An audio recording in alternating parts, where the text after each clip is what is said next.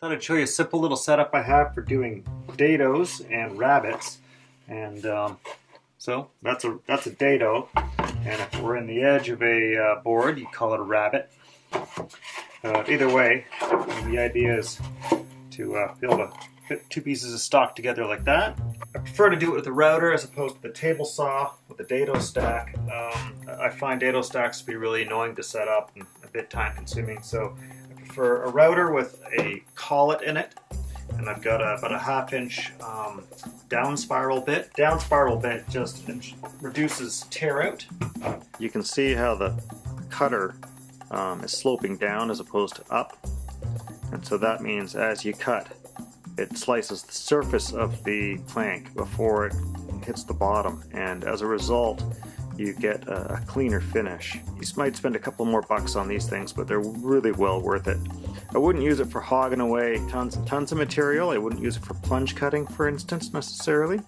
But for this particular application, cutting slots that you want to have a nice clean surface on, they're really quite ideal. And I've got a really simple little jig here, which is just two pieces of straight material with the gap in between giving me a 3/4 of an inch slot once I've factored in the collet as well. So it's actually a little bit wider than that. It's about a 1/16 wider.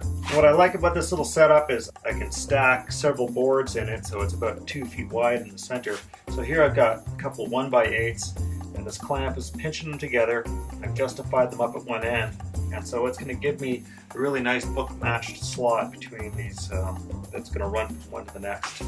I usually do about 3 passes and plunging the bit down as I go. And I've got my stop set on the router here so I don't go down too far. So to get started, I take my mark where I want my slot. And this is my waist area right here. I simply slide it underneath until I line up with the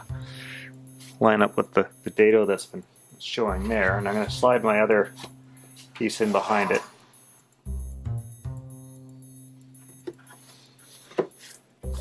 And I want these to justify up on one specific end, and I just tweak them.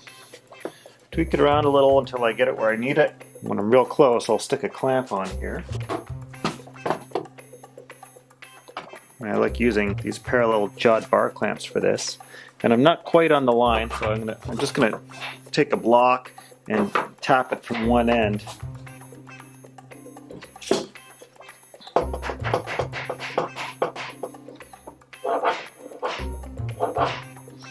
I got them where I want them. There we go.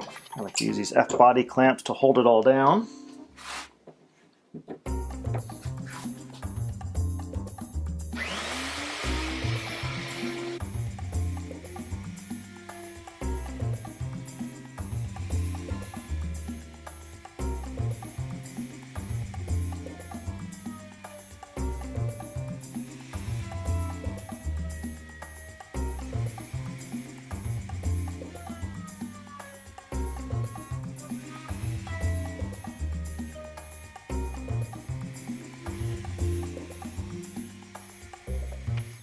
So just a couple of details.